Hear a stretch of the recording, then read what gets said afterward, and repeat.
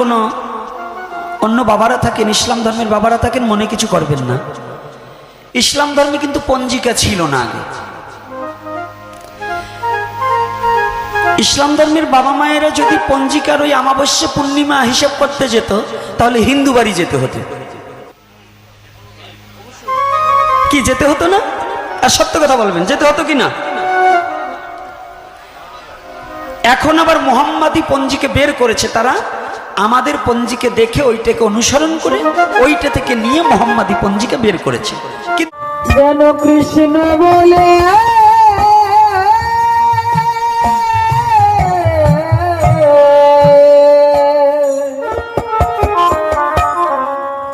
কাঁদিতে, হ্যাঁ, নবরসের গৌর আমার উদয় নদিয়ায়। নব মানে নূতন, নব মানে নয়, মাঝে মাঝে আনন্দের সৃষ্টি করতে হয়। তাহলে আজকে কত চমৎকার কথা, যে সংসারের নারী ধর্ম পরায়ণতা না হয়, ওই সংসারে কোনোদিন সুসন্তান আসে না।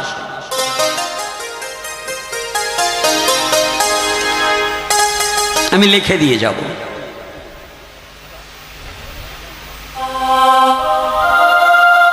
লিখে দিতে পারি, আমি বলছি না, শাস্ত্রকার শাস্ত্রে প্রমাণ দর্শন করিয়ে দিয়েছে। সনাতন ধর্ম এমন একটা দর্শনের ধর্ম, সনাতন ধর্ম এমন একটা বাস্তববাদী ধর্ম, যা পৃথিবীতে খুঁজে অন্য কোথাও পাবেন কিনা তা সন্দেহের বিষয়। যে যে ধর্মে জন্মগ্রহণ করেছে তার কাছে তার ধর্ম শ্রেষ্ঠ, কিন্তু সনাতন ধর্মের দর্শনটা হচ্ছে সবার উপরে। এর কারণ কি জানেন? দেখুন, যদি আমার কোনো অন্য বাবারা থাকেন, ইসলাম ধর্মের বাবারা থাকেন, মনে কিছু করবেন না। ইসলাম ধর্মে কিন্তু পঞ্জিকা ছিল না আগে। ইসলাম ধর্মের বাবা মায়েরা যদি পঞ্জিকার ওই অমাবস্যা পূর্ণিমা হিসাব করতে যেত, তাহলে হিন্দু বাড়ি যেতে হতো। কি যেতে হতো না? আর সত্য কথা বলবেন, যেতে হতো কি না? এখন আবার মোহাম্মদী পঞ্জিকে বের করেছে তারা, আমাদের পঞ্জিকে দেখে ওইটাকে অনুসরণ করে ওইটা থেকে নিয়ে মোহাম্মদী পঞ্জিকা বের করেছে। কিন্তু এই পঞ্জিকাটার বয়স বেশি দিন নয়, হাতে গোনা অল্প কয়েকদিন বয়স। আমার ছোটবেলায়ও পঞ্জিকা দেখিনি। আগে সনাতন ধর্মের এই নবযুগ ছিল, আর বেনি মাধবশীলের ডাইরেক্টরি পঞ্জিকা ছিল ভারতে, তাই না বাবা? কি সাধু বাবারা, না মিথ্যা বলছি? আচ্ছা বলুন তো, সনাতন ধর্ম সত্য না মিথ্যা? আচ্ছা, কি করে সত্য মানলেন? এই গল্পতে কাজ হবে না, দেখাই দিতে হবে। আচ্ছা, আমি দেখিয়ে দিচ্ছি, একটু দেখে নেন। সনাতন ধর্ম যে চিরন্তন সত্য, আপনাদের দেশে কি 20-22 বছরের ছেলে পেলে এই 25 বছরের মধ্যে কি কোনো বাচ্চা কাচ্চা হয় নাই নাকি? না সবাই ব্রহ্মচারী হয়ে গেছিলেন? ব্যাপার কি, গ্রামে কি বাচ্চা কাচ্চা নাই? তাই খালি এই বুড়ো কয়টা দেখি, কে পোলাপান কই? না মোবাইলটা পাই ব্যস্ত? হ্যাঁ, আপনারা আসছেন, আপনাদের বাচ্চা কাচ্চা আনেননি কেন? হরিকথা তো ওদের জন্য, আপনাদের জন্য কি? এই বুড়ো দাড়ি পাকা চুল পাকা এগুলোর জন্য হরিকথা না তো, এগুলোর জন্য খালি জপের মালা, হরিনাম জপ করবে। আর ভাগবতীয় কথা হচ্ছে যুবকের জন্য, যারা পথভ্রষ্ট হওয়ার ভয় আছে তাদের জন্য, তাদের পথে ধরে রাখার জন্য হরিকথা।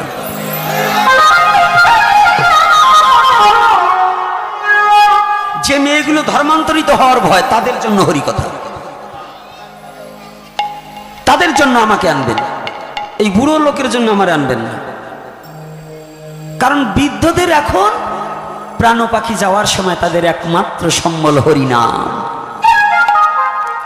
আর যারা ভাগবতীয় কথা তাদের প্রয়োজন, যারা মতিভ্রষ্ট হওয়ার ভয় আছে, মতিভ্রম হওয়ার ভয় আছে, তাদেরকে একান্ত দরকার হরিকথায়। আবার বয়স্ক লোক আবার চেতবেন না, আপনাদের বলছি না কেন কথাটা বলছি, এটাও একটা লজিক আছে।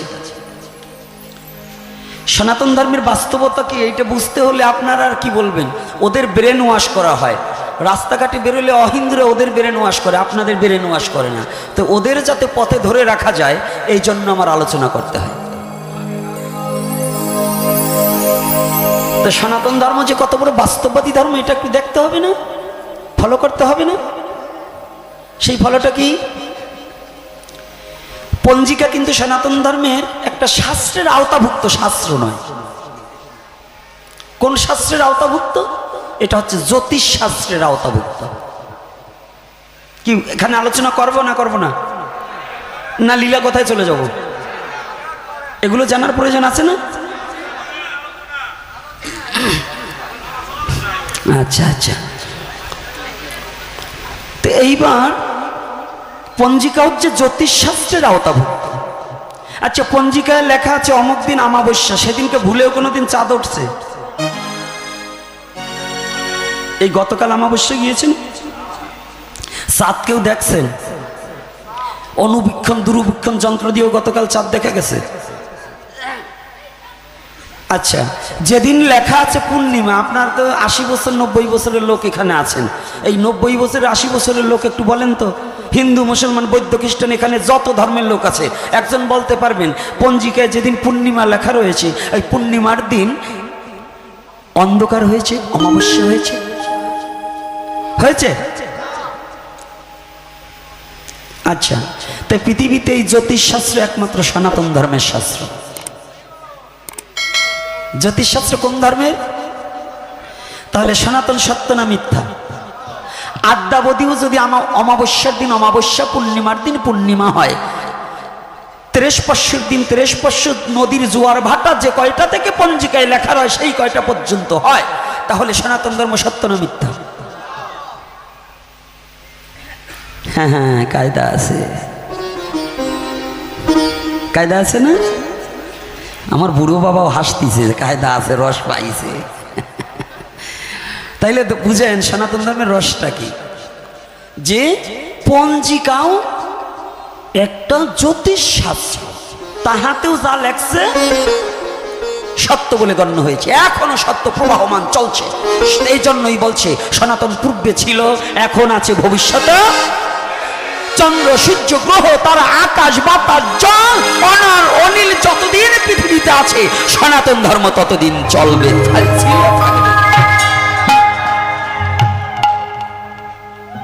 এটার নামই সনাতন ধর্ম। এটার নাম কি ধর্ম? মাইগোপাড়া একটু পরে যাই, ওইখান থেকে গুছাই এসে তারপরে আপনাকে পাড়ায় যাবান।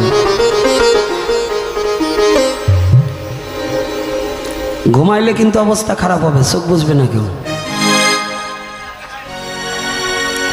আমি একেবারে পিছন পর্যন্ত দেখতে পাই, এজন্য একজনও চোখ বুঝবে না, চোখ বুঝলেই কিন্তু হরিবোল হয়ে যাবে। তা এইবার দেখুন, সারা জীবন তো হরিকথায় কাঁদছেন, আজকে কাঁদতে দেব না। কেঁদে লাভ কি? কান্না করলে আরো চোখের জ্যোতি কমে যায়, অতিরিক্ত কাঁদলে চোখের জ্যোতি কমে যায়। কারণ মায়া কান্না কাঁদলে চোখের জ্যোতি কমে, কৃষ্ণ বলে কাঁদলে আরো চোখ ভালো হয়ে যায়। কাঁদতে হবে কি বলে?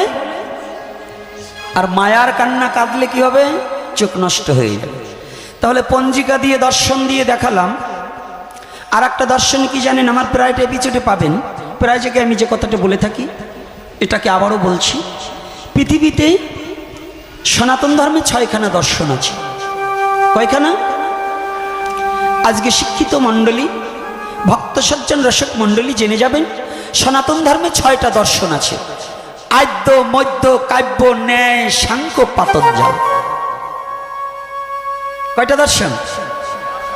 এটা অন্য কোনো ধর্মে নেই।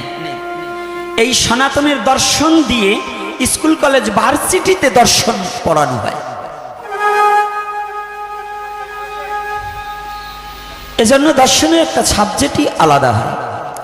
সুমন এদিকে আসো, সামনে আসো, এদিকে আসো।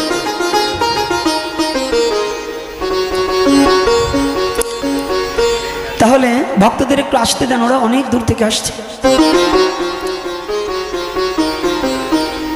তাহলে সনাতন ধর্মের দর্শনটা কি? দর্শন মানে কি?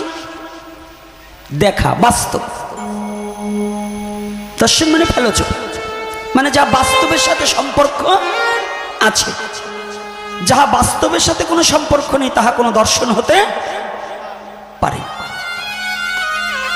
সনাতন ধর্মের প্রতিটা কথা হচ্ছে বাস্তবের সাথে সম্পর্ক আছে, মিলিয়ে নেন।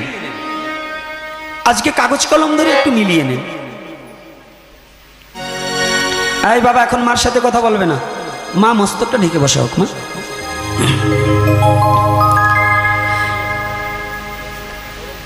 তাহলে এই দর্শনটা কি বলছে একটু ভালো করে জেনে নিতে হবে, বুঝতে হবে। তাহলে সনাতন ধর্মের জ্যোতিষশাস্ত্র আওতাভুক্ত পঞ্জিকা তাও যাহা বলছে তা সত্য হয়ে গেছে, এখনো সত্য হচ্ছে কি না? তাহলে সনাতন ধর্মের শাস্ত্রে যাহা বলে প্রত্যেকটাই কি সত্য না মিথ্যা? তাহলে যদি সত্য হয়, সেই সনাতনে আমরা জন্মগ্রহণ করেছি, তাহলে আমরা সত্য না মিথ্যা? এইখানে একটু ব্যবধান আছে। জন্মেছি সত্য কিন্তু কর্ম করি মিথ্যা। সনাতনে জন্মেছি ধর্ম সত্য, আমি জন্মেছি সত্য কিন্তু কর্ম করি, সনাতনের কর্ম আমরা করছি না। তাহলে সনাতনের কর্ম কি? সনাতনের 4টি কর্ম: সত্য, সরলতা, প্রেম, পবিত্রতা। এত ধর্ম নাই। মালা গলায় নিলেই ধর্ম হয় না, তিলক পরলেই ধর্ম হয় না, এগুলো ধর্মের পোশাক, এটা ধর্ম নয়।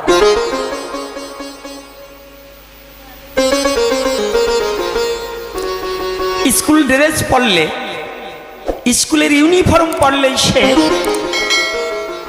পাশ করবে এমন কোনো কথা না। ওটা ইউনিফর্ম, কিন্তু লেখাপড়া করতে হবে। কলেজ ভার্সিটিতে গিয়ে লেখাপড়া না করলে শুধু ইউনিফর্ম পরে মোবাইল নিয়ে ঘুরে বেড়ালে কি কাজ হবে গো বাবা? হবে? তাহলে ইউনিফর্ম পরলেই ছাত্র হওয়া যায় কিন্তু পাশ করা। তো সনাতন ধর্মে জন্মগ্রহণ করলে তাকে সনাতনী বলা হয় কিন্তু সনাতনী হওয়া যায় না। সনাতনী হতে হলে এই 4টি বস্তুকে আশ্রয় করতে হবে। কি কি? সত্য, সরলতা, প্রেম, পবিত্রতা। এই 4 বস্তু যদি কোনো মানবের মধ্যে বিদ্যমান না থাকে, সনাতন ধর্মে জন্মগ্রহণ করেও সে সনাতনী হতে পারে না। বিশ্ব চরাচরে পারে কি? আপনাদের বিবেকের কাছে প্রশ্ন করুন।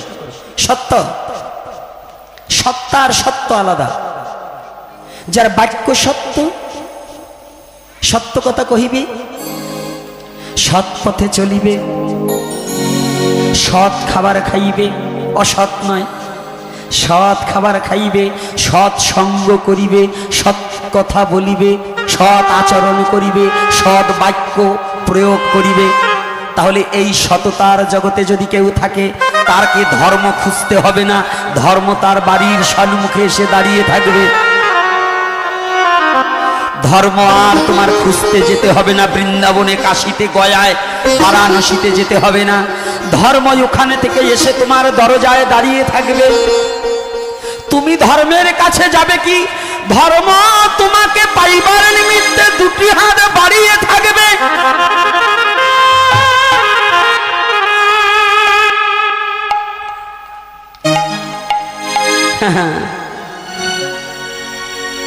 এই যে কথাটা, কয়টা কথা বললাম, আপনি বলুন এই কয়টা যদি থাকে, ধর্মের কাছে যেতে হবে। ধর্ম আসবে না আমার বাড়ি? কি আসবে কি না? যেমন দেখবেন এই এখন সামনে যখন ইলেকশন আসবে, যারা এমপির ইলেকশন করবে ওনার এখন আর পায়ে চামড়া থাকবে না, আপনাকে পাশে পাশে ঘুরবার জন্য। আর যদি সিল মারা হয়ে যায়, আমরা আসনে বসলে আর কিন্তু খবর থাকবে না। থাকবে? আর এখন কিন্তু পায়ের চামড়া থাকবে না আপনাকে বাড়িতে, থাকবে? তো এইবারে একটু কিন্তু উল্টে যাইয়েন, গণেশে তো উল্টে যেতে হবে। আমাদের সনাতনীদের 8 দফা দাবি না মানা পর্যন্ত এবং সনাতনীদের সুরক্ষা আইন প্রণয়ন না হওয়া পর্যন্ত আমরা কোনো দলভুক্ত হয়ে ইলেকশনে সংঘবদ্ধ হব না। মনে থাকবে তো? মনে থাকবে তো? যদি সনাতনীদের সুরক্ষা আইন প্রণয়ন না হবে যতদিন, আমরা ইলেকশন বর্জন করব। মনে থাকবে তো? কারণ বাংলাদেশে সনাতনীরা নিরাপদে নয়। আমাদের নিরাপদ যতদিন পর্যন্ত অন্তর্বর্তী সরকার আসুক আর নির্বাচিত সরকার আসুক, আমাদের সনাতনীদের যতদিন পর্যন্ত এই 8 দফা দাবি না মেনে নেবে এবং আমাদের সুরক্ষা আইন না দেবে, আমাদের নারী ধর্ষণ বন্ধ না করবে, সনাতনীদের ভূমি দখল করা বন্ধ না করবে, ততদিন পর্যন্ত আমরা ইলেকশনে অংশগ্রহণ করব না। পারবেন তো না? আবার দালাল হয়ে যাবেন। ওই টাকা দেবার আসবে, ভালো কথা বলবে, দালাল হইেন না। দালাল হওয়া থেকে সাবধান। আমরা সনাতনী, সত্যের উপরে চলবো। সত্যের উপরে মৃত্যু হয় হয়ে যাবে, মৃত্যু হয় হয়ে যাবে, মনে থাকবে তো? মৃত্যুকে বরণ করবো, তবু অসৎকে গ্রহণ। আর যারা সনাতনীকে পরিত্যাগ করে নিজের স্বার্থের জন্য দলমত গ্রহণ করবে, জানবে ওরা সনাতনী নয়, ওরা দালাল। আর দালালের পাচাটা কুকুর আমরা হব না। রাধে রাধে। আমার কথা কিন্তু একটু বেয়ারা, আবার রাগ ঠাক করতেছেন না তো? বাহ, গৌর হরি বল। এইরকম আমি চাই সুপ্রিম পাওয়ার। ওই ভিজা বিড়ালের মতো ম্যাও ম্যাও করলে হবে না। আমি এটাই চাই। এই আন্দোলনটা এই জন্য। ঘরের থেকে বেরিয়েছি আর ঘরে ফিরে যাব। মনে থাকবে তো? মায়েরা কথা বলো না কে? কি মনে থাকবে তো? নারী আন্দোলন গড়ে তুলতে হবে। এই আমার বুড়ি মাটা কয় আমি পারবো, আর এই জীবন কয়টায় পারবে না বলে। আমার ওইটাই দরকার। কিসের বুড়ি? হ্যাঁ, 16 বছরের ভাব দেখাইছে, কয় পারবো। ঠিকই আছে মা, ঠিক আছে, ধন্যবাদ। এইটাই চাই। কিসের বয়স হইলে কি মানুষ বুড়ো হয় নাকি? মাথার চুল পাকিল, দাঁত নড়িল, মন তো আমার বুড়ো হয় না। পিরিতিরে জগতে জাতিকুলে ধার ধারে। চুল পাকলে কি বুড়ো হয় নাকি? মনের জোর থাকার প্রয়োজন না।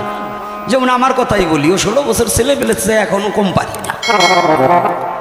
তো রাধে রাধে। আবার সব পারি তা না, কিছু আবার বাকি আছে। ওরা মোবাইল চাপে, আমি ওটি পারি না। ওরা আবার হাই হ্যালো করে, আমি ওটি পারি না। এখন ওদের সাথে সব কিছু পারি না। যাক, আনন্দও দেই মাঝে মাঝে, আর কথাগুলো ধরে তুলি। তাহলে সনাতনী প্রথম কি? 4টি বস্তুর প্রথম কি? তাহলে আমরা কি সত্যের পথে চলবো, সত্য কথা বলবো, সৎ ব্যক্তির সঙ্গ করব।